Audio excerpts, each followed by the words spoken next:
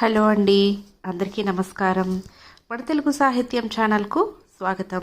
ఈరోజు నేను చదవబోయే కథ కేకే భాగ్యశ్రీ గారు రచించిన పడమటి సంధ్యారాగం. ఈ కథ ఆంధ్రభూమి సచిత్ర మాసపత్రికలో ఆగస్ట్ 2000 సంవత్సరంలో ప్రచురింపబడింది.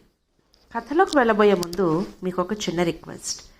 మీరు మన ఛానల్ని ఫస్ట్ టైం చూస్తున్నట్లయితే తప్పకుండా సబ్స్క్రైబ్ చేసుకోండి. ఇక కథలోకి వెళ్దామా? పట్టాల మీద స్పీడుగా సాగిపోతున్న ట్రైన్లో నుంచి చకచకా పరుగు తీసే చెట్లని, గుట్టల్ని, కరెంటు స్తంభాల్ని దీక్షగా పరికిస్తున్నాడు రమణమూర్తి. ఇలా ట్రైన్ వేగంగా వెళ్తూ ఉంటే అవన్నీ పరిగెత్తుతున్నట్లుగా అనిపిస్తాయి మనకు. కానీ అవి నిజంగానే పరిగెడతాయా? లేదు. ట్రైన్ పరిగెడుతూ ఉంటే వాటికి చలనం వచ్చినట్లుగా కనిపిస్తుంది. జీవితాలు అంతే, కాలంతో పోటీ పడుతున్నట్లుగా పరిగెడతాయి. నిజానికి ప్రయాణించేవి బ్రతుకులు కావు, కాలం మాత్రమే. సుదీర్ఘమైన కాల ప్రయాణంలో చకచకా ముందుకు సాగే సుఖదుఖాల సమ్మేళనాల సంఘటనలు అవే మన జీవనయానంలో మైలురాళ్ళు. తను వేదాంత ధోరణిలో పడిపోతున్నాడా? నవ్వుకున్నాడు రమణమూర్తి. అతని సీటుకెదురుగా ఉన్న సీటులో ఎవరో పంజాబీ ఫ్యామిలీ కూర్చొని ఉన్నారు. వాళ్ళ పిల్లలు ముద్దుగా బొద్దుగా ఉన్నారు. బ్యాగ్లో నుంచి బిస్కెట్ ప్యాకెట్ తీసి వాళ్ళకిచ్చాడు రమణమూర్తి. థ్యాంక్స్ అంకుల్, ముద్దుగా పలికారు వాళ్ళు. వాళ్ల ముఖాల్లో ఎంత నిర్మలత, ఏ మాలిన్య మంటని లేత హృదయాలు వారివి అనుకున్నాడు రమణమూర్తి తనలో తనే. ఏదో చిన్న స్టేషన్లో బండి ఆగింది. ప్లాట్ఫామ్ మీద తినుబండారాలు అమ్మేవారిలో చైతన్యం చిగురించింది. కాఫీ కాఫీ, టీ టీ అని కేకలు వేసుకుంటూ ప్లాట్ఫామ్ అంతా కలియ తిరుగుతున్నారు పానీయాలమ్మే కుర్రాళ్ళు. ఎవరి తాపత్రయం వారిది. సరేరా తమ్ముడు, ఇంకుంటాను, చేరగానే లెటర్ రాస్తానులే అంటూ హడావిడిగా ట్రైన్ ఎక్కింది ఒక ఆమె. జాగ్రత్త అక్కయ్యా, ఉంటాను చెప్పి చెయ్యి ఊపాడతను.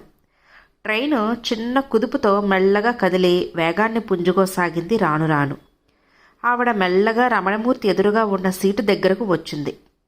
ఆ సీట్లో ఉన్న పంజాబీ ఫ్యామిలీ సర్దుకొని ఆమెకు సీటిచ్చారు. సామాను సర్దుకొని తన సీట్లో చారబడి నుదుట పట్టిన చెమటను సుతారంగా కర్చీఫ్తో తుడుచుకోసాగింది ఆమె. ఆమెకు దాదాపుగా 50 సంవత్సరాలు ఉండవచ్చు. లేత గచ్చపిక్క రంగు బెంగాల్ కాటన్ చీర ధరించింది. మెడలో సన్నని చైన్, చెవులకు 7 రాళ్ల దుద్దులు, చేతికి వాచ్. చాలా సింపుల్గా ఉందామె. జుట్టు అక్కడక్కడ కొద్దిగా నెరిసింది. చిన్న ముడి వేసుకుంది. ఆమె చాలా డిగ్నిఫైడ్గా ఉంది. ఆమెనే పరిశీలనగా చూస్తున్న రమణమూర్తి ఒక్కసారిగా ఉలిక్కిపడ్డాడు. ఆమె ఆమె సంధ్య కాదు కదా? కాదు కదా ఏంటి? సంధ్యే. తన జీవితంలో ఉషకాంతులు నింపుతుందనుకున్న సంధ్య తనని ఎడబాసి చివరకు ఇక్కడ ఇలా. జీవితం చాలా విచిత్రమైనది. ఏ ఏ మజిలీలు చెయ్యాలో, ఎవరెవరిని ఎప్పుడెప్పుడు కలవాలో తెలియని అగమ్యమాయానం. లేకపోతే 25 ఏళ్ల క్రితం తన నుండి దూరమైన సంధ్య అనుకోకుండా ఇన్నాళ్లకు కలవటం. సంధ్యని పలకరించాలా వద్దా ఆలోచనలో పడ్డాడు రమణమూర్తి. చివరకు పలకరించాలనే నిర్ణయించుకున్నాడు. మీరు మీరు నువ్వు సంధ్య కదూ? అస్పష్టంగా గొణికాడతను. అతని మాటలకు తలెత్తి చూసిన ఆమె అతని ముఖం చూస్తూనే కాసేపు ఏదో ఆలోచించినట్లుగా ఉండిపోయింది. అతనిని గుర్తుపట్టిన ఆమె ముఖం వెలిగిపోయింది. ఆమె హృదయపు పూలతోటలో ఏవో జ్ఞాపకాల సుగంధాలు పరిమళించాయి. నువ్వు నువ్వు మూర్తి కదూ? ఆనందంతో పొంగిపోతూ అంది సంధ్య. బాగున్నావా సంధ్య? ఎలా ఉన్నావు? ఎక్కడున్నావు? ఏం చేస్తున్నావు? గబగబా ప్రశ్నల వర్షం కురిపించాడు మూర్తి. అప్పటికీ ఇప్పటికీ నువ్వేం మారలేదు మూర్తి. అదే తొందర, అవే మాటలు. ఫక్కున నవ్వింది సంధ్య. మంచి ముత్యాల కోవలాంటి పలువరుస తలుక్కుమంది. ఇదిగో ఈ అందమైన దరహాసం, అపురూపమైన ఆమె రూపం, ఇవి చూసే కదా తను మనసు పారేసుకున్నది. పరిచయమైన తరువాత చనువు పెరిగిన కొద్దీ అర్థమైన ఆమె విలక్షణ వ్యక్తిత్వం తను ఆమెపై ప్రేమ పెంచుకునేందుకు దోహదపడింది. కానీ బ్యాడ్ లక్, తను ఆమెను పొందలేకపోయాడు. అలా పొందలేకపోయినందుకు దారితీసిన పరిస్థితులు ఒక్కసారిగా అతని మస్తిష్కంలో గిర్రున తిరిగాయి. సంధ్యది చాలా పెద్ద ఫ్యామిలీ. ఆమె తండ్రి గవర్నమెంట్ ఆఫీసులో క్లర్క్గా చేసేవాడు. అతి కష్టం మీద సంధ్య మీద అమ్మాయికి పెళ్లి చేశాడు. అనుకోకుండా హార్ట్ అటాక్తో మరణించాడు. ఆర్థిక ఇబ్బందులు, అప్పుల బరువు అతని గుండెను అర్ధాంతరంగా ఆగిపోయేటట్లు చేశాయి. సర్వీస్లో ఉండగానే అతను మరణించినందుకు రూల్స్ ప్రకారం అర్హురాలైన సంధ్యకు ఆ ఉద్యోగం వచ్చింది. తన తరువాత ఉన్న 2 తమ్ముళ్లని, చెల్లెళ్ళని పోషించవలసిన బాధ్యత ఆమె భుజస్కంధాల మీద పడింది. సంధ్య ఆ జాబ్లో జాయిన్ అయ్యేసరికి ఆఫీస్లో యూడీసీగా పనిచేస్తున్నాడు మూర్తి. సంధ్య అందాన్ని, ఆమె నిరాడంబరత్వాన్ని అభిమానించి ఆమెని వలిచాడు మూర్తి. ఆమెనే పెళ్లి చేసుకోవాలని నిశ్చయించుకుని తన నిర్ణయాన్ని ఆమె ముందు పెట్టాడు. సంధ్యతో ఈ విషయం చెప్పగానే ఒక్క నిమిషం ఆమె ముఖం వెలిగిపోయింది. కానీ అంతలోనే గంభీరంగా మారిపోయింది. చూడండి మూర్తిగారు, మీరంటే నాకు ఇష్టం లేక కాదు, కానీ నా సంగతి మీకు బాగా తెలుసు అనుకుంటాను. నేను తప్ప మా వాళ్ళకి ఇంకో ఆధారం లేదు. నా సంపాదన మీదే వాళ్ళందరూ ఆధారపడి ఉన్నారు. ఈ పెళ్లి చేసుకుని వాళ్ళని గాలి కొదిలేయలేను. ఇక్కచ్చుగా తన మనసులోని అభిప్రాయం చెప్పింది సంధ్య. అప్పుడు మూర్తి ప్రకాష్, పద్మల దృష్టాంతం తెచ్చాడు. అదే ఆఫీసులో పనిచేస్తున్న భార్యాభర్తలు ప్రకాష్, పద్మలు. వాళ్ళిద్దరి కేసు సేమ్ ఇటువంటిదే. పద్మ కూడా ఇంటికి పెద్ద కూతురే. ఆమెకి తండ్రి మరణం వల్లనే ఈ ఉద్యోగం వచ్చింది. ప్రకాష్ పద్మను ప్రేమించాడు. వాళ్ళిద్దరూ కలిసి ఇద్దరి బాధ్యతలను కంబైన్డ్గా పంచుకోవాలని నిశ్చయించుకొని ఈ పెళ్లి చేసుకున్నారు. ఆ సంగతి చెప్పాక సంధ్య కొంచెం మెత్తబడింది. వారిద్దరిలాగే మనం కూడా పరస్పరం బాధ్యతలను షేర్ చేసుకొని జీవితంలో సెటిల్ అవుదాం అని మూర్తి సంధ్యను ఒప్పించాడు. సంధ్యకు ప్రధాన సమస్య సాల్వ్ అయిపోయిన మీదట మూర్తిని కాదనడానికి ఇంకేమీ ఇతర కారణాలు కనపడలేదు. అందగాడు, ఉద్యోగస్తుడు, అన్నింటినీ మించి మంచి మనసున్నవాడు. మంచి రోజు చూసుకొని ఇద్దరూ ఒక్కటవుదాం అనుకున్నారు. కానీ ఈరోజు పద్మ మానసిక వేదన కళ్ళారా చూసిన సంధ్య తన నిర్ణయాన్ని మార్చుకుంది. ఆ రోజు లంచ్ అవర్లో ప్రకాష్, మూర్తి ఆఫీస్ బయటికి వెళ్లారు. పద్మ మూడీగా కూర్చుని ఉంది. ఆమె కళ్ళల్లో చెప్పలేని దిగులు. సంధ్య ఆమె దగ్గరకు వెళ్ళి, ఏం పద్మ, ఎందుకలా ఉన్నావు, ఏం జరిగింది అని ప్రశ్నించింది. పద్మ కళ్ళల్లో నీళ్లు గంగలా ఉబికాయి. చూడు సంధ్య, ప్రకాష్ ఏమంటున్నాడో. మొన్న మనందరికీ ఏరియర్స్ వచ్చాయి కదా, అందులో నా వాటా డబ్బు మా చెల్లెల పేర ఫిక్స్డ్ చేద్దామని అనుకున్నాను. కానీ ప్రకాష్ వీల్లేదు. మీ చెల్లెలి పెళ్ళికి ఇంకా టైం ఉంది కదా, ఆ డబ్బుతో మనం ఫ్రిడ్జ్, కూలర్ కొనుక్కుందామని గొడవ చేస్తున్నాడు. ఇప్పుడు అవి అంత అవసరం అంటావా అని నేనెంతగా చెప్పినా వినిపించుకోవటం లేదు. ఏం చెయ్యాలో తోచటం లేదు అంది బాధగా పద్మ. ఆమె మాటలు విన్న సంధ్య ఆలోచనలో పడింది. రేపొద్దున మూర్తి కూడా ఇలా ప్రవర్తిస్తే, తన వాళ్ళని విస్మరించమని శాసిస్తే అప్పుడు తనకేంటి దారి? ఈ ఊహ రాగానే సంధ్య కంపించిపోయింది. తన నిర్ణయాన్ని మార్చుకుంది. మూర్తే కాదు, ఎవరెన్ని విధాలా చెప్పినా వినిపించుకోలేదు. కర్తవ్యం ముందు కోరికలన్నీ తృణప్రాయంగా గోచరించాయి ఆమెకు. తన మీద ఆధారపడిన తన వారిని వృద్ధిలోకి తేవటమే తన లక్ష్యమంది. తను ప్రకాష్లో సంకుచితంగా ఆలోచించనని, స్వార్థపరుడులా మారనని శతవిధాలా ఆమెకు నచ్చజెప్పాడు మూర్తి. కానీ సంధ్య అంగీకరించలేదు. చేసేది లేక, సంధ్యను చూస్తూ అక్కడ ఉండలేక వేరే ఊరు ట్రాన్స్ఫర్ చేయించుకొని వెళ్ళిపోయాడు మూర్తి.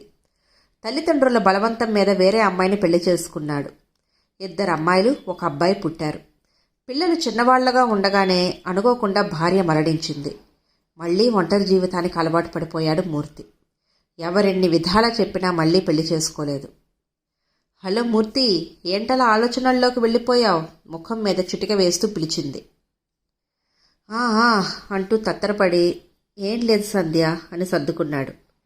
చెప్పు మూర్తి, పెళ్లి చేసుకున్నావా? పిల్లలెంతమంది? ఆవిడెలా ఉంటారు? చనువుగా అడిగింది. పెళ్లి చేసుకున్నాను, 3 పిల్లలు. కానీ ఆవిడ లేదు, చనిపోయి 17 ఏళ్ళు అయ్యింది నిర్లిప్తంగా అన్నాడు మూర్తి. ఓ, ఐఎమ్ సారీ, అనవసరంగా నిన్ను బాధ పెట్టాను, ఏమనుకోకు అంది సంధ్య. పర్వాలేదులే, నీ సంగతేంటి? నువ్వు పెళ్లి చేసుకున్నావా? మీ వారేం చేస్తున్నారు? కుతూహలం ధ్వనించింది మూర్తి కంఠంలో. నేను పెళ్లి చేసుకోలేదు మూర్తి. నాకున్న బాధ్యతల ముందు పెళ్లి చిన్న విషయంలా కనపడింది.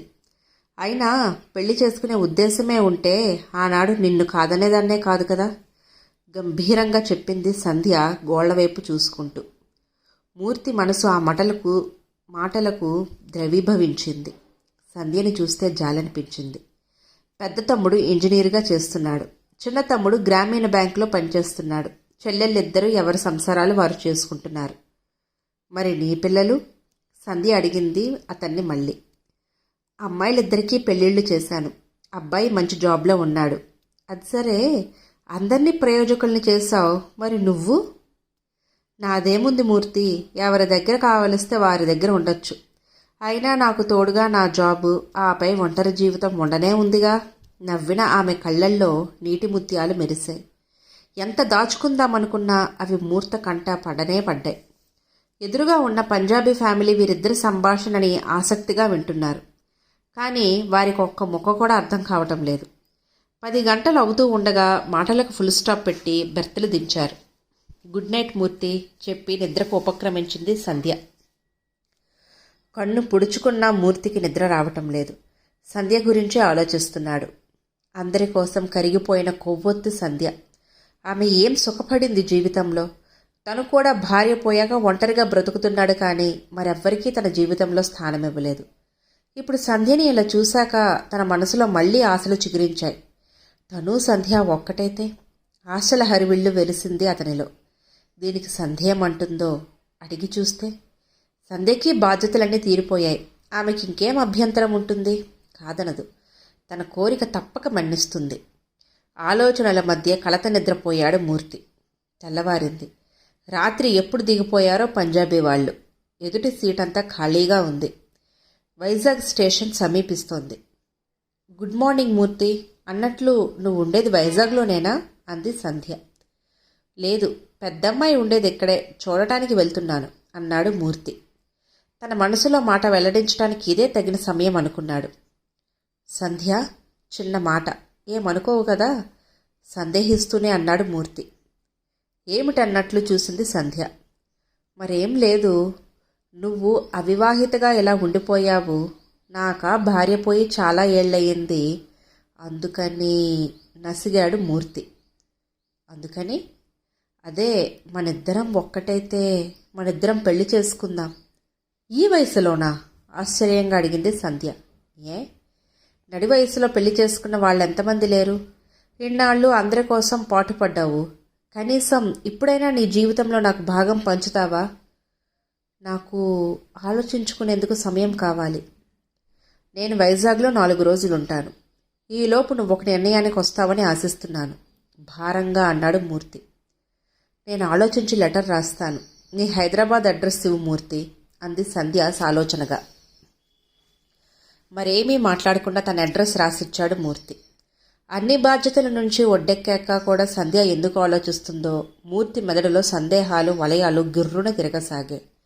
వైజాగ్ స్టేషన్లో ట్రైన్ ఆగింది. లగేజ్ తీసుకుని బయటికి నడిచారిద్దరు. మూర్తి అల్లుడు కూతురు స్టేషన్కి వచ్చారు. వారిద్దరికీ సంధ్యను తన పాత ఫ్రెండ్గా పరిచయం చేశాడు మూర్తి. సంధ్యకు నమస్కరిస్తూ పరిశీలనగా ఆమె వైపు చూసింది ఆ అమ్మాయి. మేనత్త ద్వారా తండ్రి సంధ్య అనే ఆమెను పెళ్లి కాక మునుపు ప్రేమించాడని వినుముంది. ఆమె కళ్ళల్లో సంధ్య పట్ల నిర్వచించలేని భావమేదో వ్యక్తమైంది. అది సంధ్య దృష్టిని దాటిపోలేదు. మూర్తి దగ్గర వీడ్కోలు తీసుకుని బయటికి నడిచింది సంధ్య. వైజాగ్లో ఉన్న 4 రోజులు సంధ్య దగ్గర నుంచి మెసేజ్ ఏమైనా వస్తుందేమోనని కళ్ళు కాయలు కాచేలా ఎదురుచూశాడు మూర్తి. కానీ అతని ఆశ అడియాసే అయ్యింది. హైదరాబాద్ తిరిగి వచ్చేశాడు. అతను వచ్చేసిన 10 రోజులకి అతనికి సంధ్య దగ్గర నుంచి లెటర్ వచ్చింది. ఆతృతగా లెటర్ విప్పి చదవటం మొదలుపెట్టాడు మూర్తి. ప్రియమైన మూర్తికి నమస్కారములతో సంధ్య వ్రాయినది. నువ్వు నా దగ్గర ప్రస్తావించిన విషయం గురించి బాగా ఆలోచించాను. బాగా ఆలోచించిన మీదట నేను ఒక నిర్ణయానికి వచ్చాను. బహుశా అది నిన్ను డిసప్పాయింట్ చేయొచ్చు, కానీ అదే సరైన నిర్ణయమని నా మనసు చెప్పింది. ఇంకోసారి నిన్ను నీ మాటను తిరస్కరించవలసిన పరిస్థితి ఏర్పడింది.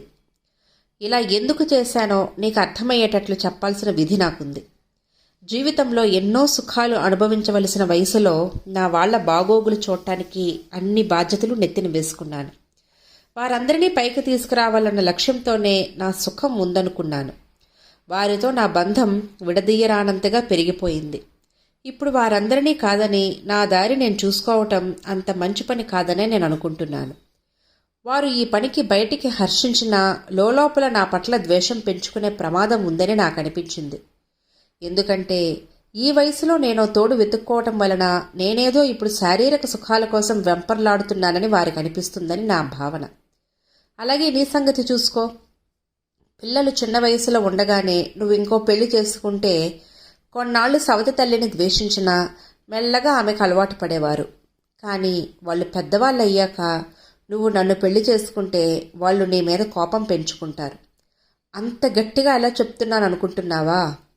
ప్లాట్ఫామ్ మీద నీ కూతురికి నన్ను పరిచయం చేసినప్పుడు ఆమె కళ్ళల్లో నా పట్ల గోచరించిన భావానికి ఏ పేరు పెట్టాలో నాకు తెలియలేదు. కానీ నా దృష్టిలో అది నా పట్ల వ్యతిరేకత అనిపించింది. క్షణకాలం పరిచయంలోనే ఆ భావం కనపరిచిన ఆమె జీవితాంతం నన్ను తల్లిగా అంగీకరించగలదా? ఆలోచించు. ఇన్నాళ్ళు ఆ పిల్లలకు తల్లివైనా తండ్రివైనా నువ్వే. ఇప్పుడు నీ జీవితంలో అడుగుపెట్టి వారి నుంచి నిన్ను దూరం చేయలేను. అలాగే నా వారితో పెనవేసుకుపోయిన అనుబంధాన్ని ఒక్కసారిగా తెంచుకోలేను. మన వయసులు పడమటికి వాలిపోతున్న ఈ తరుణంలో నీ వారిని నువ్వు, నా వారిని నేను బాధపెట్టి బావుకునేదేంటి చెప్పు? అందుకే నేను ఈ నిర్ణయానికి వచ్చాను. నా నిర్ణయం నిన్ను అంతులేని వేదనకు గురి చేస్తుందని తెలుసు. కానీ ఇది తప్పనిసరి. మరోమారు నిన్ను నిరాశకు గురి చేస్తూ నీది కాలేని సంధ్య. ఉత్తరం చదివిన మూర్తి పెదవుల మీద జీవం లేని చిరునవ్వు చోటు చేసుకుంది. తను తొందరపడ్డాడా? పరుల కోసం అంకితమైన జీవితం ఆమెది. సంధ్య ఏ నిర్ణయం తీసుకున్నా అది తననెంత బాధ పెట్టినా అది అసమంజసం మాత్రం కాదు. దట్ ఈజ్ సంధ్య. సంధ్యని పొందలేని తాను ప్రపంచంలోకెల్లా దురదృష్టవంతుడు. అతని కళ్ళల్లో నుంచి 2 నీటి బొట్లు రాలిపడ్డాయి జాలిగా. ఇదండి కథ. ఈ కథ కనుక మీకు నచ్చినట్లయితే లైక్ చేయండి, షేర్ చేయండి. అలాగే మరిన్ని ఇంట్రెస్టింగ్ కథల కోసం మన ఛానల్ను తప్పకుండా సబ్స్క్రైబ్ చేసుకోండి. Thank you.